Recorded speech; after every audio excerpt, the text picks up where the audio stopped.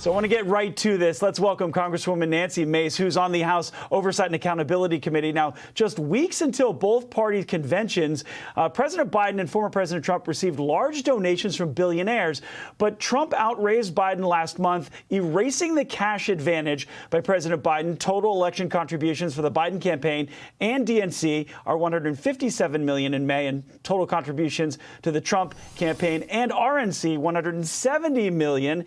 So, Representative Mace, does cash advantage make a difference?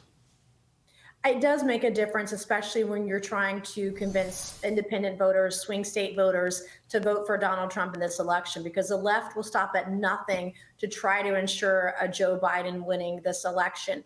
This election is the most consequential of our lifetime. Every dime matters, but even more significantly in Donald Trump's fundraising numbers, statistically significant portion of those donors this quarter were new donors that had never donated to Donald Trump. And that shows, I believe, overwhelming support for him across the country right now. Yeah, the campaign says that was 30% in the month of May, new donors. Now, the President Biden announced a trip to North Carolina after the debate next Thursday. The president pouring millions into North Carolina, a state Democrats have not won since 2008. Why is the president going after North Carolina? Well, they view North Carolina as a possible state that they can win as a swing state. No, I never thought I'd see Georgia go to Donald Trump in my lifetime either.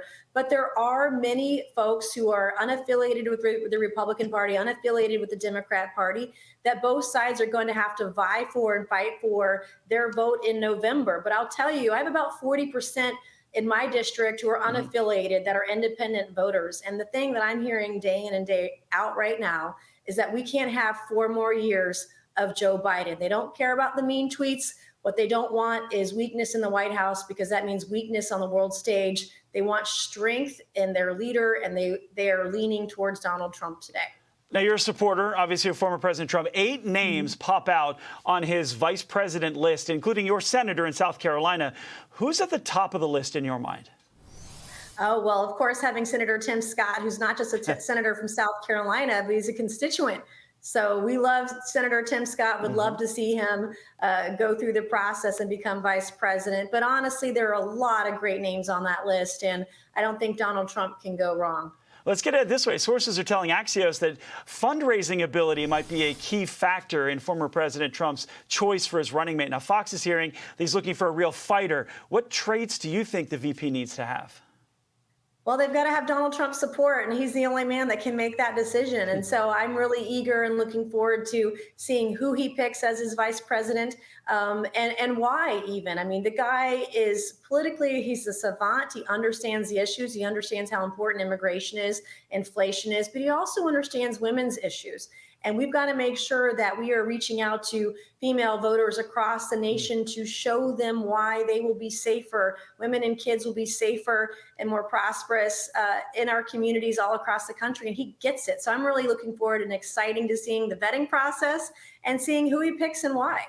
Yeah, that suburban woman vote could be very big in this election. So Trump's is said to get the final word at the CNN presidential debate next week after a coin flip. But now even Democrats say everything is on the line with President Biden in the spotlight on the debate stage. Now, listen to what CNN's Van Jones has said. Listen to this.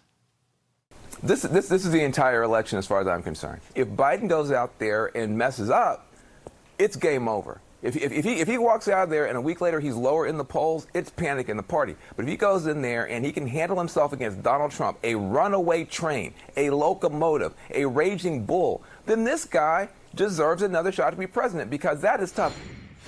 So in about 30 seconds, how much pressure is on the president? And what about former President Trump?